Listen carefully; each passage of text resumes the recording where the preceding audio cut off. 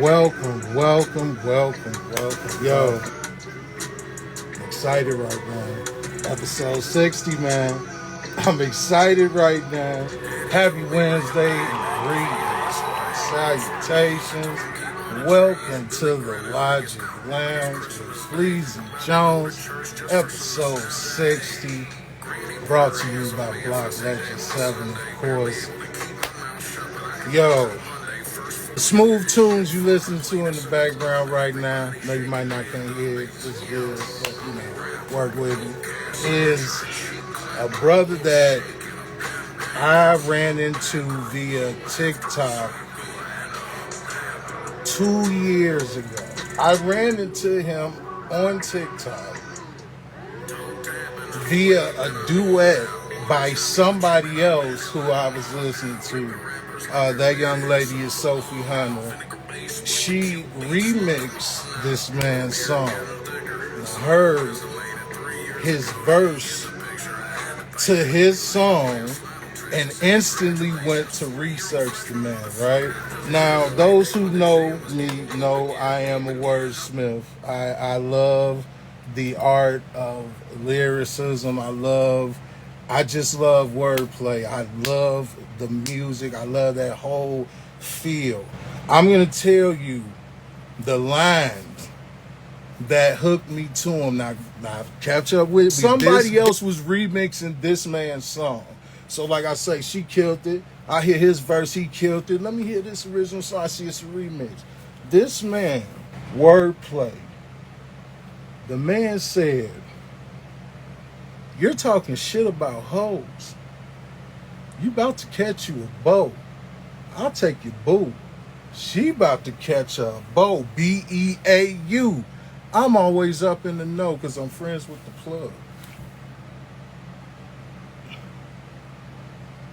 With that said, man, I was hooked. And this dude has been workaholic. Song after song. I can't even tell you. He's going to tell you what was before that. But the 2 years that I followed this dude, song after song after song, he absolutely took over 22 and 23 just from what I saw. That is who I call VA's assassin hailing from Newport News, Virginia, just simply Chandler. Hello. Listen to me, man. You already listen, man. You are something else. Thank you. You're something else, brother. And I want to say before we start this interview, thank you is an understatement. You are workaholic right now. You killing the fucking game. I know what's coming. I know what's coming. So to even have this sit down with you, man, I'm honored. I appreciate it. Just, man, thank you, man. Yes, sir. You the shit, no toilet paper, brother. Straight up. I'm happy to be here. I appreciate you having me. And you were talking about it means a lot to hear you talk about some more like deep cut lyrics that a lot of people probably haven't even heard some of that stuff. Yeah. So it's really cool that you're, in it in that way. Not a lot of people are even still. So I really appreciate it. Oh, no problem, bro. Listen, brother, I'll be, God willing, 42, April 19th. I love the art of rap, man. I've been doing it a long time myself. I connected to you instantly. You're the first YouTube video I ran because I went all the way. I tried my best to find everything. And I ran into Double Goose. And brother, we shared the same type of line, and there was no way we could have took it from each other. You said rock and roller off the baking soda like Ray Liotta. But I literally said, I'm Ray Liotta to you areolas. Niggas is tits attached to a bitch pushing a baby stroller. And when I heard, I say, oh, I connect to this dude. Like, I don't even know what's behind that. It was just, that was what was available to me. You know what I mean? So, Yeah. oh, bro, I'm in it. I'm definitely, I appreciate it just like you. Just like you. I can feel it. Man, for one, brother, congratulations on doing something in such a short amount of time that people bust their ass to do it. You are at over 600,000 followers on TikTok. That is not fucking easy. I appreciate it. You got Magnificent right now, about to Hmm. be the new dance craze. I don't care what nobody say, I'm claiming it. You, because I can hear the intention in your music. I can literally hear it. Like your pen is absolutely crazy, man. I could ramble all day, man, but I want to pick your brain, man. I want my peoples to know you. I get to say, hey, I got to talk to them. I never even seen you go live on Instagram, so this is beyond an honor Yeah. to me. Like is this your first live on Instagram? I used to, honestly, like before I even had my music moving or anything, I used to go back when I was doing more like, I was focused more heavily on like social media. And for a while there, I was trying to get, brand deals to like make ends meet and things like that. And I was really heavily focused on that for a while. So in that era, I I went live quite a bit, but not recently. I've been so focused on TikTok, but I've been wanting to get back into it more. So I appreciate the opportunity. Recently, I've done some stuff with some bigger pages on here, and obviously, also in terms of like reaching your followers, Instagram is just the better. It's the better platform. Listen, you're growing at a crazy rate right now. Because when I saw that, man, like the opportunities, just like, man, I got to take it. When I tell you I rolled the dice, I rolled the dice. I mean, I just was like, yo, I got to talk to this dude. So, man, kudos to you on that. So hail from Newport News, Virginia, born and Originally, raised. yeah.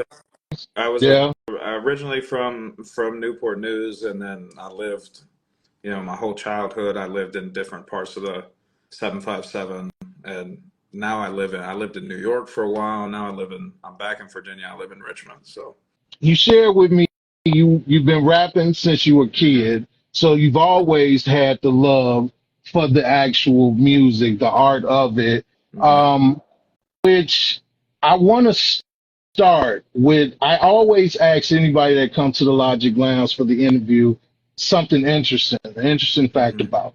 You shared with me that for years you were a drummer hmm in a nationally touring Americana rock band. Can hmm you elaborate on that? I want a little more sauce to that if you could. Yeah, I was from the time I was 17 until I was around 22 for like 4 or 5 years. The most of that time I lived in Richmond, and the music scene in Richmond, especially at the time with the house show scene, the DIY scene, all that stuff. It was very, very band centric. I mean, it was a good band, but we just got, I think we caught the right wave at the right time. I mean, Americana rock music was having quite a boom with groups like Alabama Shakes and Nathaniel Rateliff and the Night Sweats and people like that, and we kind of fell into that niche. And yeah, I mean, it took me all all over the East Coast and Midwest primarily. That came in very valuable later in life. When it now being a touring rapper doing this solo, it's nice to have had that experience. But I played drums. I started elementary school band, snare drum, switched to the Yeah. kit in middle school, and it was probably a year or two before that I was, rap had just become my favorite genre of music. Because when you're a kid, you just listen to what your parents listen to, and it was Fact. such a polar opposite world too. Like I was still getting up in the morning and watching music videos on the TV. Like nobody's doing that anymore. You get up at like 6 o'clock in the morning to try to like catch the music videos, on VH1. It was just it was different, but it all kind of happened at the same time. And I've tried to invest in one thing more than the other, with the idea that if I succeed in one, hopefully the others will come. That's why I spent so much time, focusing on that band, because I really believed in the music that we were playing. And I felt like if I kept my hands in all these other things at the same level, I would be stretched too thin to succeed in any one thing, you You know? know, I found that so interesting, which, I mean, I asked the question, interesting fact. So that is a huge transition. Although I believe all music connects, because I listen to all type of music. Man. I Sure. think I listen to everything but opera, and I've heard opera, but I just don't get it. So I love everything. So how did you make that? What made you make that transition from rock into rap and like going dead into rap? rapped I rapped first. Oh, okay. And I rapped all the way leading up to being in that band, and I started soon after leaving that band, all the way up to joining the band, excuse me, and then went back to it in a public way very, very shortly after leaving the group. So like the band era was like 2013 to 2018, and I was rapping, publicly. I never stopped rapping publicly, like doing shows, putting out music. Was Yeah, I was doing that until like 2014. So it was really only the like 2014 to 2018 era that I wasn't like focusing primarily on rap music. And then I moved to New York, and that's such a transit. In 2018, when I left the band, I moved to New York. That's such a like difficult transition, being like somebody that's grown up living in Virginia and then making a move to a place like New York. I took my time there, got my footing and everything, and then COVID happened, Yeah. and the steam from my solo music, started in 2021. I think because I had the time, oddly enough, gifted to me by COVID. I couldn't do all the things that I was doing, like, my acting or, playing drums, any of this stuff. It wasn't nearly as viable as, making music in my room, going back to my roots, putting it on the internet. I mean, I could do it essentially all by myself, or at least just remotely between the people that I worked with. So it's been a lot of, it's always been a part of me. It's the first thing that I did. Tried a lot of different mediums. I mean, it was 2021 is where I sat down and I was like, no, this is This what I is need it. to be. Yeah, this is what I should be doing. Okay. Because yeah, I can tell. Because like I said, I'm only 2 years in. You know what I mean, as a fan, and man, drop to drop to drop to drop to drop to drop to drop, Mhm. and this is all independent. Like you know what I mean. You're not with the I, label. I'm in a like a partnership, but it's only been for like, a handful of my releases. So the era that you found me in, I mean, I was moving completely independently, and now, as things have gotten a little bit more, you know, Oh I got a team around me, but I mean, no. I'm still, quote unquote independent. Man, do you feel like?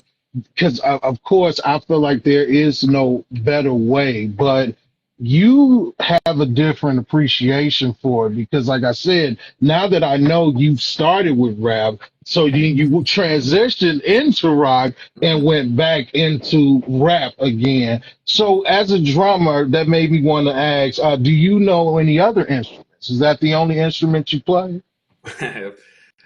The pen and the drums. That's it.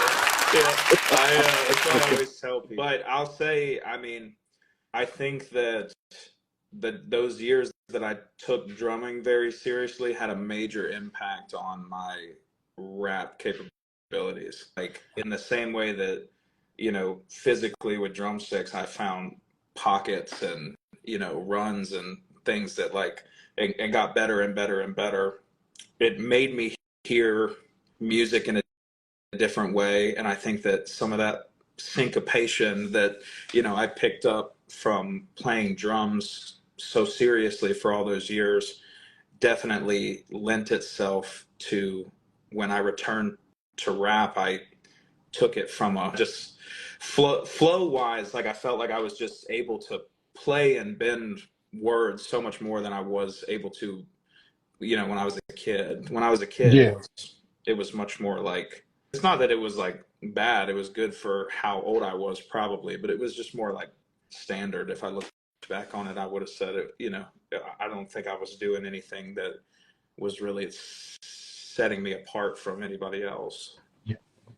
I want to elaborate just a little more because, like you said, I am the same. I grew up listening to things like Temptations, Lou Rawls. I was listening to a lot of stuff my grandmother, my Sure. mother, my grandfather, and them were listening to. How did you develop the love you have for rap? Because I can hear it in your lyrics. Like, when did you know, hey, I like this? When did you develop that love for rap? Well, I mean, the area, number one, the area that I grew up in is home to many of the legends of, the genre. That area code is home to Missy, Pharrell, Pusha T, and Clips. I mean, even some of the new school like Dram, and it's just a place that is wealthy, with love for that genre. So I think community programs and things, there was just a lot of opportunity that I might not have had access to in other places to explore my love for the genre, whether it be like the Hampton Teen Center or public access television having like talent shows where you could get up there and, I mean, for lack of better terms, like young MCs sharpen their skills. I knew people from when I was in high school. I would go to the local college in Williamsburg, and they would have ciphers in this area called the Sunken Garden, and I would go out there, and it was really, I mean, it was community driven. I mean, outside of the fact that like it was just what I became.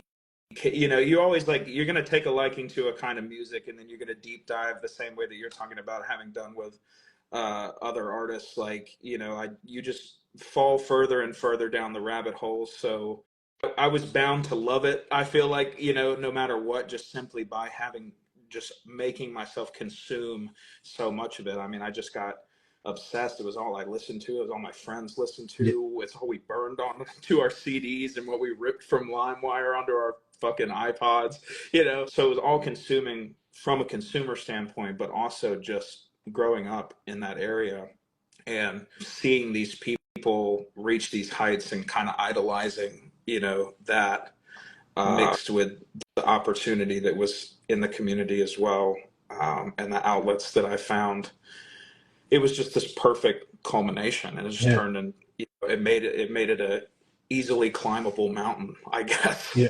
Yeah. I wanna go back to the things that you're doing and the amount of time that I've just been in attendance is just absolutely crazy. I've watched clips of your current touring, which you're doing shows like crazy. You got a show coming up with Sophie Hunter, who was really my introduction to you, because like I say, it was her remixing your song Uh-huh. that I was like, well, who's this Chandler guy? You for Uh-huh. one, your flow Mm-hmm. and your delivery is smooth as shit. It's smooth as hell, right? Uh, Gotta ask about the name because your actual name is Chandler. mm-hmm. What made you make that your stage name? And I think that in the I told Gabe it on the radar, and I'm gonna tell you the same thing, but I'll elaborate it a little bit better. I did it because I thought it was the only way to maintain authenticity. Every time that I tried to come up with a name for myself, whether I was naming a collective that I had been in, trying to give myself a solo name, no matter what, I would I would make the music and then I would have it under that name, and something about the disconnect between like giving it an artist name that just wasn't simply me just made it feel inauthentic when it isn't. I feel like what I would like to believe that part of the appeal of the music is that you're getting a very similar person that you would talk to in an interview like this in the Yeah. music, and that the personality bleeds through that. I kind of so was just like, I'm tired of thinking of names, and I'm tired of, trying to put on anything other than what I am. The only thing that's ever really worked for me is that. So why don't I just, I mean, I think when I was a kid, I just thought the name Chandler, there was like, there's no rapper named Chandler. That's stupid. Like, Dude, but it but works. it ended up working in my favor because Yeah. I think it Yeah. added to that, which is exactly what I wanted it to do. Like, that you don't feel like you're talking to Chandler and then you're talking to, the character that Chandler puts on. That's what I wanted to avoid, because that's not me, and that's not what the music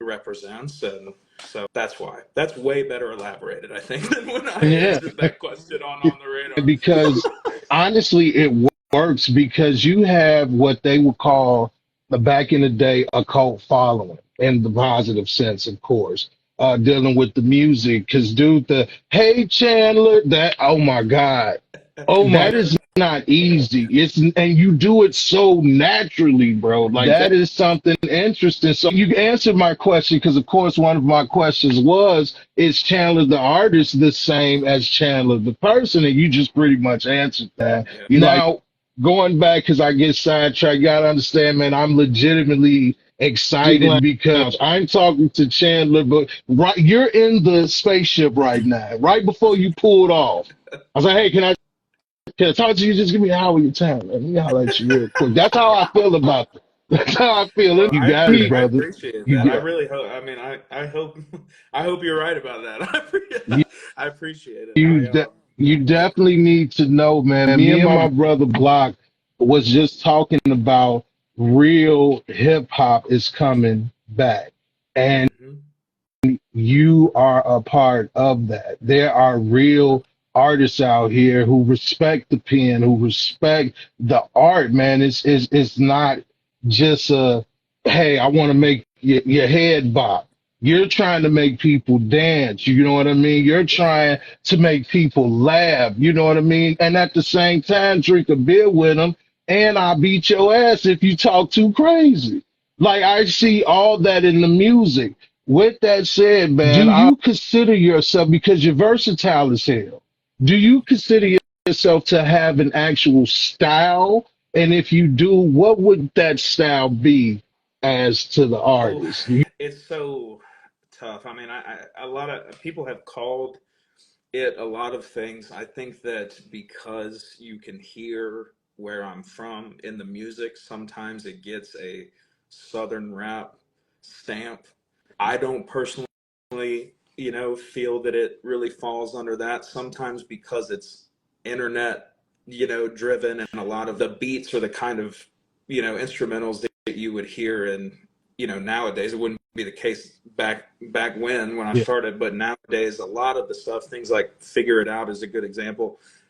I love that song, but that is also that's the kind of song that, while it makes you dance, and I'm glad that that's the way the trend went, it is also the kind of music you would hear in the back of a Twitch stream or something while people are playing, video games, and talking to their talking to their fans. So it got kind of the internet meme rap, moniker from some people as well. yeah, I have had a very difficult time trying to put a name on it, because I think that the instrumentals that get chosen are not location specific. Like, I love to rap over like a Virginia, like type beat, that more like Pharrell style, right? I yeah, love to rap over boom bap. I love to rap over, I mean, the beat for "Figure It Out" was literally like, when the producer sent me the drive, it said Megan the Stallion type beat. Even I almost didn't even open it because I was like, I mean, I'm not, that's not going to be, but it worked, So it's like, I try, a lot of people don't love this answer, but I try not to, you know, tie myself to a sub-genre or a style of rap music. I like to just say that I'm a rapper, and no matter what you give me, I can rap over it, and I can make it work, and that's what I've ultimately decided, because that question always comes up. People always want to know, because as hard as it is for me to put a name on, it's hard for everybody else too, and that's Yeah, why yeah, people ask. yeah, If it was cut and dry, people wouldn't ask that question. So yeah. I love rap music, and I don't care what beat you put in front of me. If it sounds good, I want to go over it. That's what we're gonna keep doing. The music that came out, this past Friday, Magnificent, is totally different than the song that's gonna drop on Friday, and the song that's gonna drop next month. Yeah. It's just not. It's not one lane, and I don't like to. I don't like to sit in one thing unless it's working really well. I might invest in a sound for a second, but I like to switch it up and keep people guessing what's coming next. That's exactly what you do. Uh, in my opinion, as the consumer, you mentioned figure it out. Hmm. That is an example of one verse that you went so many places. Like you were with regular Chandler, like the party Chandler, you know what I mean? I put my money in the bag and grow it. You also got on some, see, I have that ear Yeah. where they don't even know the half of it. They don't know I've been working. You get what I mean? They Yeah, don't know yeah. that my life consists of writing these fire ass verses. They don't know that all these followers he got have never been purchased. It's true. I'm glad he said that, because I wanted to make mention. Please, man, if you guys, any of my people, y'all not following this dude, man, check him out, because he does keep you guessing. It literally was made for the dum dum dum dum. He said it's like he totally flipped, Yeah. because I was dancing at first, before I knew it, I stopped because he got on it. They don't even know the half. They don't know how that works. Yeah. That's the best shit. Even inside the songs, that's the best. That's the best shit. When it's not just between from song to song being different. Switching it up within one song. I mean, I love that shit. I love doing that. Figure it out as you hit the nail on the head. I know that you being a rapper as well. I mean, it's always the rappers that catch it. You They know, we you get it. know. We get it. Yeah, which is I love talking to other rappers and interviewing with rappers, and because the conversations are always you understand it in a different way. Yeah, yeah. I'm not coming with the cliche questions. It's when I pick the brain, I really want to know, because I'm like, today, I discovered Carolina, Mm, so I'm like, what, really?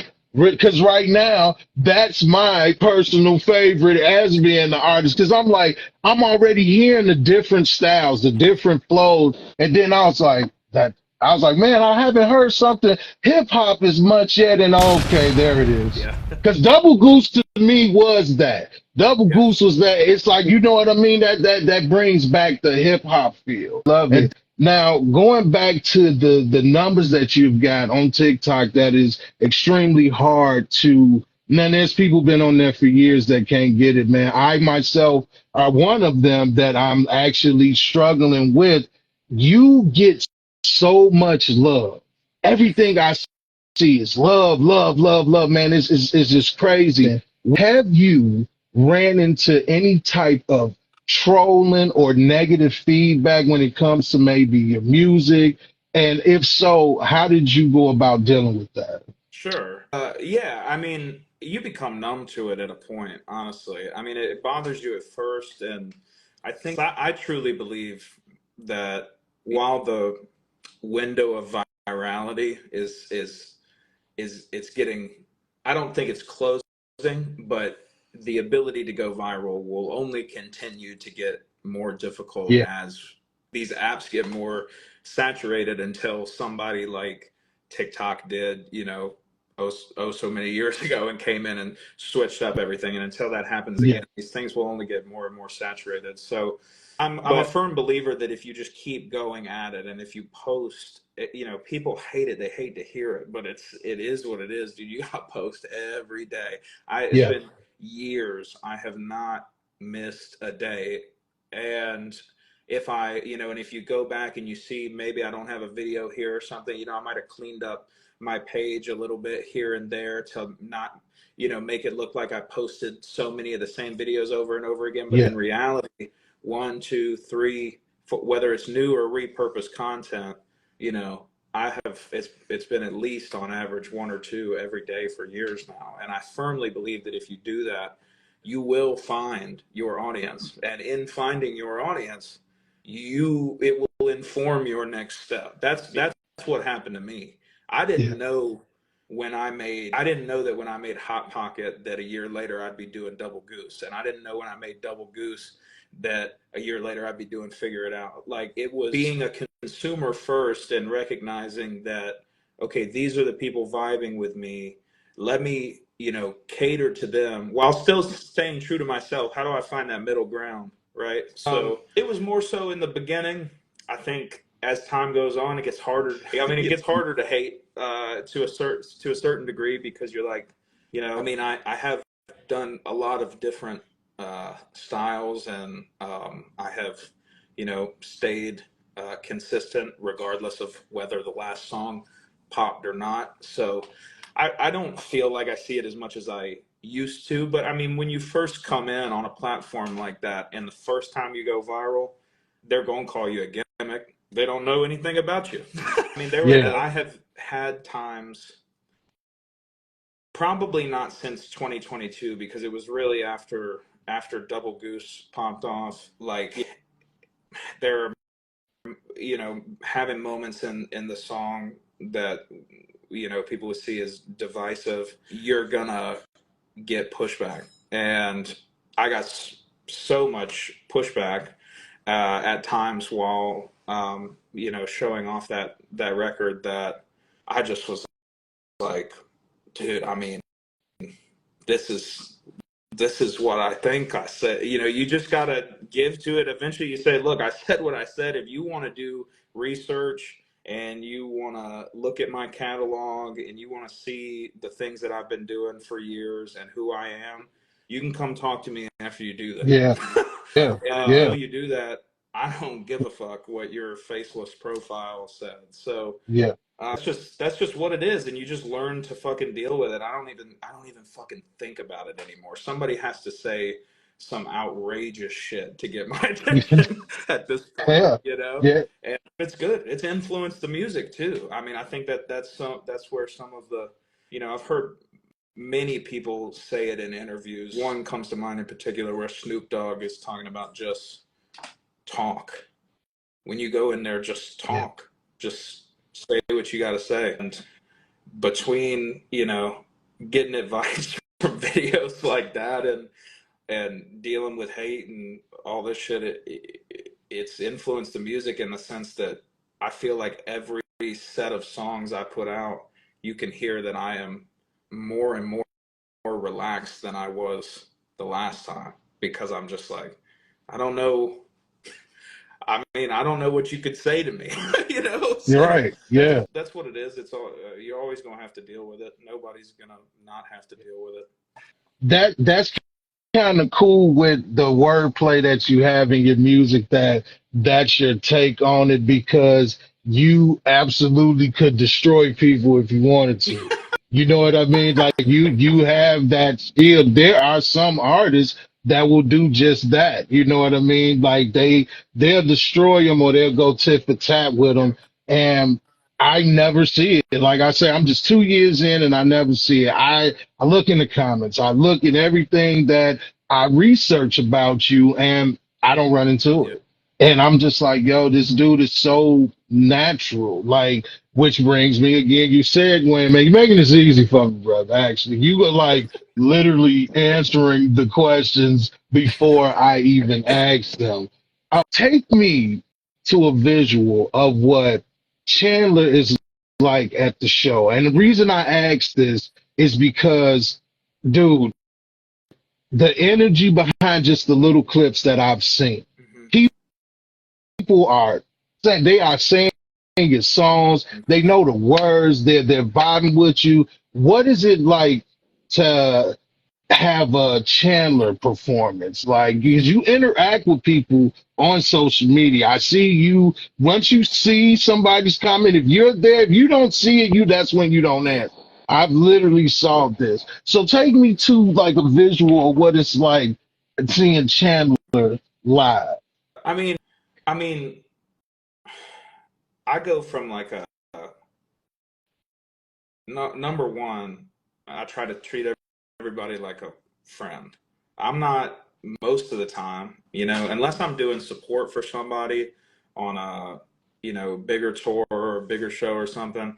I'm not usually hanging out backstage or doing none of that. A lot of the times I'm in the crowd watching whoever is opening. Half the time, like when the DJ's playing in between sets, I'm dancing, with whoever I know that's there, maybe with whoever, just is there, whether I know them or not. And I'm getting that connection in with people before I ever get up there. And I think that it's just the in-person version of what we're doing online, right? Yeah, Like we're just, I mean, dude, if you don't, these people are special to me. I want to make them feel special. And I know that if I don't, it's like, that's half the battle, is connecting with people in a way that feels more than just, uh, you know, a thanks. Oh, I love your yeah, music, man. I listen to it all the time, blah, blah, blah. Thanks. yeah, It's like, well, yeah, yeah, when you come into the next show, man, that means so much. This, that, and that. I mean, it's just a little bit of love goes a long way, and it is it does. so the shows I try to embody that. I try to hang out as long as I can afterwards. We do a lot of it. There's a lot of talking at the shows. It's not like like this. It's conversations with people in the crowd. There's a lot of obviously that you've seen with the Hey Chan clips as audience participation. It's always so frustrating to me when people don't carve out the time to do at least some version of this, because I am, even at the place that I'm at right now, which is scheme of things, it would seem minuscule, but it's so much farther than I thought I would ever get, and I'm so blessed to be where I'm at. So to not like give everything that I have to people, whether it's 100 and some down the street from my apartment, or if it's fucking 20 people in Memphis back in September last year, Yeah, yeah, it's yeah. the same. They get the same show and the same experience if I can help it. Right, right. No, Unless somebody, that's dope. yeah, unless somebody said some shit that ruined my day right before I walked in, and even then, I'll do my damnedest. But I try to be very, very conscious of that, because I think that if I hadn't been doing that all along, I think I wouldn't be where I'm at, and that is, I think, so much of the battle is Yeah. connecting with people on a personal level. And it takes a lot, man, because, being honest, you have to be careful, period. You have to be careful in just doing daily things like shopping, you know what I mean? Going to work. So to see that that is how you are, people can feel that.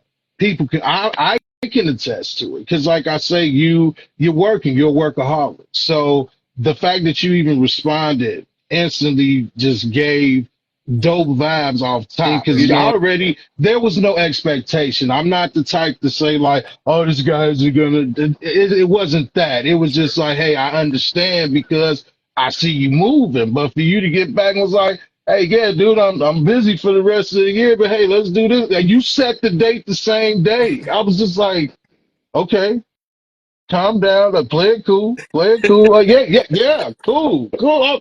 Hit block up like, dude. He said, yeah, that is a dope way of looking at it, man. And honestly, I can see that. But I want to go back to, of course, the respect that I have for you with the actual art, man. And I want to ask, man, what is your method when you're writing Hmm. a song? Hmm. A lot of the times it's like ignited, something instigates it. I'm not the type of person that sits down, and which is tough because as time goes on, features come in more and more, and there's, you know, the need to write under a time crunch becomes more prominent in my experience, at least as time goes on. Um, but certainly when I'm writing my own music, I write every day, whether it is a word, you know, it's either a word or it's maybe two words. It's a line. It could be a whole thing, you know, whatever it is. You got to put the pen to paper or the thumb to my iPhone notepad Yeah, every day right. and put some Yeah, shit down. You have to. You got to work out the. You got to work the muscle. And when it comes to constructing a song, though, it's like somebody says something to me. The example somebody says something to me, something happens, which is I think most people's experience, but like I mean it very literally. Like the example that I always use when people ask questions like this is for figure it out. I didn't come up with, you know, in the hook when I say they say Chandler, I'm loving this music, but I cannot shake it to that. yeah, That wasn't like I wasn't like, oh, that's funny. I was going through beats with my uh, girlfriend, and we had probably gone through, you know, God knows how many. It felt like hundreds. We've been sitting there forever, and she's my biggest supporter, and you know, yeah. really you know, really puts in time with me to explore these things. And we're just sitting there going, and we're talking and I'm talking, and then I just like took a pause. I was like, "Fuck, man, I was just not hearing it. I don't know what it is. I'm just not hearing it." And then she literally said to me, "Like, I like the direction your music is going in, and I like the beats that I'm hearing, but I can't shake it to that." Is literally what she said to me. She was like, I can't, it's like it's not making me want to get up, it's not making me move, you know, like. And I was like, and that's when I went and found That was that it. Megan Thee Stallion beat. I was like, that's a song. I was like, that's a song. I wrote it down. I found the Megan Thee Stallion beat, and we fucking danced around the fucking living room for an hour, hype about it. And I put it down, you know, in the next 48 hours, had it to the engineer, and I had that song back in, you know, that song was done in a week. It was like this. As soon as you know, it ignites, it's like it's gone. Yeah, And it's a whole idea, it's a whole concept. I'm thinking about, you know, what it's going to look like after it's out. But it's almost always those moments. Something happens, somebody says something, you know, almost yeah. always when it comes to like constructing an actual song. That's dope. What I take from that is you just versatile all the way around. So it doesn't matter. They can throw whatever at you, and the only stipulation that I gather is that if it hits you, if the Like if beat hits you, yeah, you're gone. yeah. It's just all about how, where you're going. Because, dude, that's my line. Like, John, I'm loving this music, but I cannot shake it to that. Here you go. Woman, don't let me down. Like, man, I It, have an appreciation for. I can tell when, and this is no disrespect to any of the younger artists, man, because it could totally just be my age, my thing. Because, like I say, I like new stuff. I like some of the new sure, stuff that's out, but you can just tell when somebody appreciates the pen. To even know that and hear the song, now I hear it in a total different ear now. Because now because I know that stuff. I know exactly what you're talking about, and you were like, Eureka, that was it, and now you're gone. And I yeah. have to ask, man, you know, Good. because we are getting closer, man. And I cannot understand that, man. If your time permits, this will not be your only time at the lounge, brother, because there are things that is going to be happening for you that I just know they're coming, man. So here is Fleazy, the fan, asking the question. We Okay. we've been getting song after song after song after song. Mhm. Is that the method, or can we anticipate an album from Chandler? It is something that we are talking about. The plan after Figure It Out popped off back in June and July of last year was that that time this year we would do something like that, whether Yeah. it be a full length album or an EP or something. Okay. As time went on, um, you know, people love to listen to a body of work. I understand the appeal of the album, but I kind of see, my because I put out music so frequently, I feel like the catalog is just one big ever evolving album. Yeah. I think it is still on the table, but I can also tell you that all of the releases through May are already scheduled, and there's more than a handful. So there's a lot of stuff on the way. There's 3 completely done, just sitting in the chamber, and then 2 or 3 more that are recorded, and I'm going in the studio on Monday to do 3 more too. So, and some of those are features, some of them are like full blown collabs, some of them are music of my own, but I'm doing beats that they haven't heard. I mean, the shit that one of these ones I got coming on the way is like some fucking Dua Lipa, like pop funk type fucking shit that they're not going to see coming at all. So Right. yeah, we're just, if it is not broke, don't fix it, and it's been working well, and I'm invested in the way that I have been doing things. But yes, 100% the goal is to get to a place where I have built a fan base and I have the trust from them to put out a full length album. That'll always be the goal, because that's how you get that's where I feel like the real tangible accolades come from. That's where the reviews come from. People want to point Yeah. to something and say Yeah. that was when, So that's the way it's always been. I think that'll always be the way it is. So I absolutely intend to do that eventually. But yep, gonna keep at it the way that I've been doing it here for a second. Yeah. Absolutely. Absolutely. Because honestly, I was cool with any answer because the way you're moving, in my opinion, either one would work. Sure. What you're doing already is working because, for one, you are killing the theory of supply and demand. Like, you are not even leaving us room to demand, and you're not. I haven't ran into anything that I don't like. Sure. Now, I might have favorites, but I haven't ran into anything that I've heard from you that I don't like. Of course, that's a segue. As an artist, with this catalog you have, was this, so to speak, bullets in the round that you were just waiting for? Or was there a period that you just went to work and you just dropped as you went to work?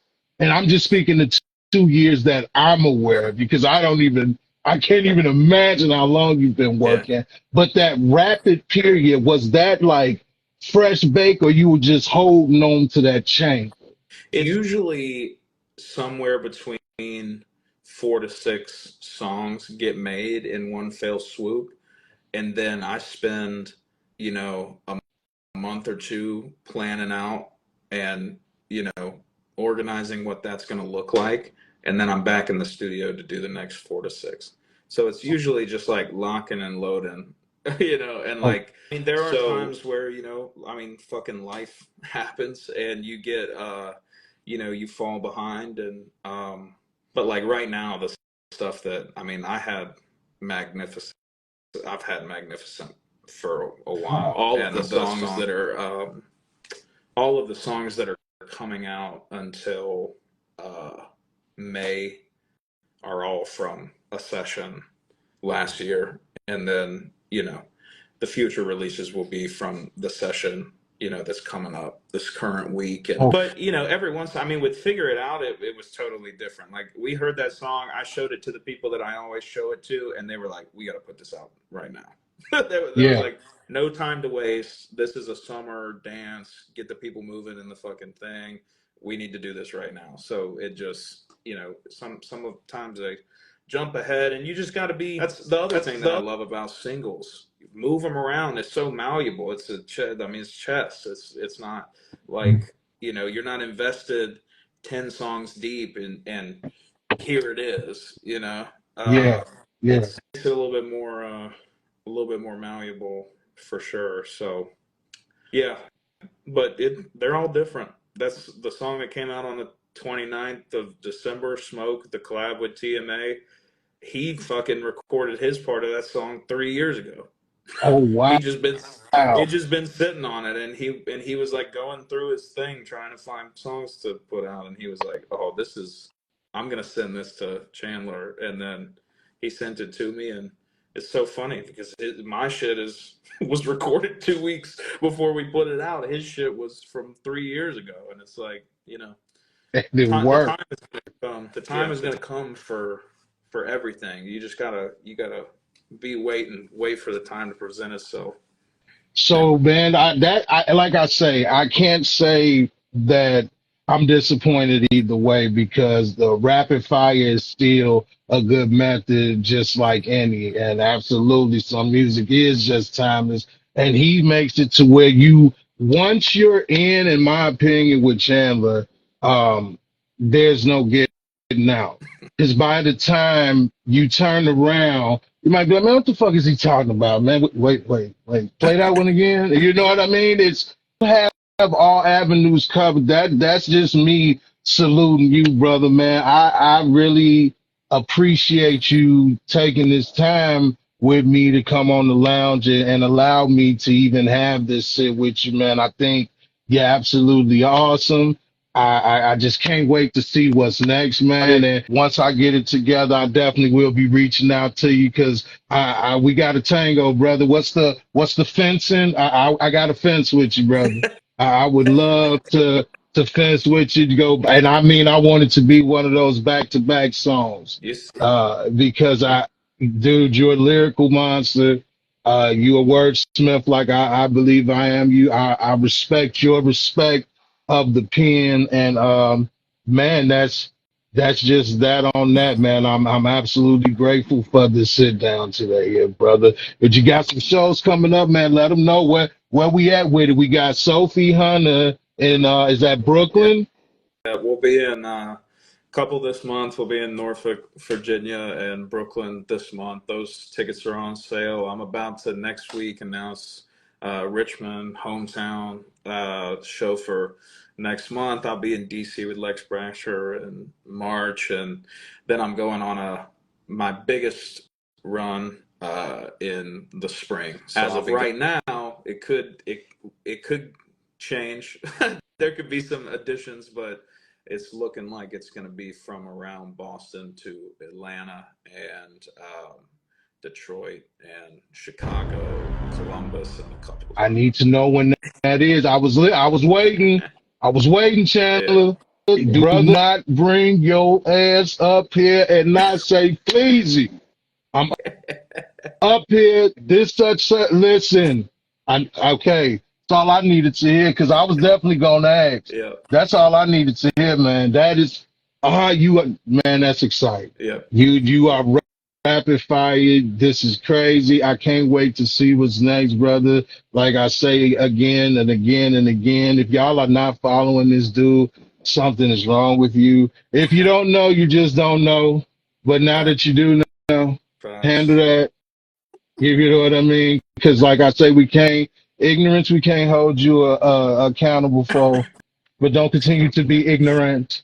Like for Ooh. real, man, this dude is a wordsmith, and it's just thank you for helping the real ones bring life back into the art of hip hop, man. And I sincerely mean that, brother. Thank you. I sincerely mean. Appreciate that. It means a lot, seriously, and I really do. I hope that we get the opportunity connect in person eventually. And I do wouldn't say this often, but I do a lot of stuff like this, and this was a really, really good time and a really great interview. And I think that there is really, really something. You got something here. You're the same things that you're saying about me, man. The feeling is very mutual. So I will always be more than happy to hop in here and have another chat with you. And when you come to a show, your name will be on the list. Just DM me when you see the date, okay? Man, listen, because I'm gonna be looking now. You gonna this is me now watching the play. This is me scrolling, watching the play. Okay, he said, wait, what was that? Oh no, okay. Anyway, well, okay. I look like Illinois, because I'm there, brother. Yes, I am there, brother. Man, well, y'all heard it here, man. I appreciate everybody that came through today, man. I hope y'all have a great Wednesday, man. And I'm gonna do it how I always do it. Thank you for tuning in to the Logic Lounge with Fleazy Jones, episode 60. Got fucking Chandler on the lounge. Hey, shouts out to iPhone for once. Oh, I'm gonna. Oh, I'm gonna. that was hard. Oh, You all, man, if y'all not following, man, follow this man. Like I say, he is a monster. He is a monster, man. Thank you, Chandler. You are the shit, no toilet paper. I hope you guys have a lovely Wednesday and rest of your week. And of course, this is brought to you by Block Legend 7. And I'm gonna tell them how I always tell them that, Chandler. I tell them living off good instinct counts. So always keep your logic. Y'all be easy. bye, Fleazy. We out.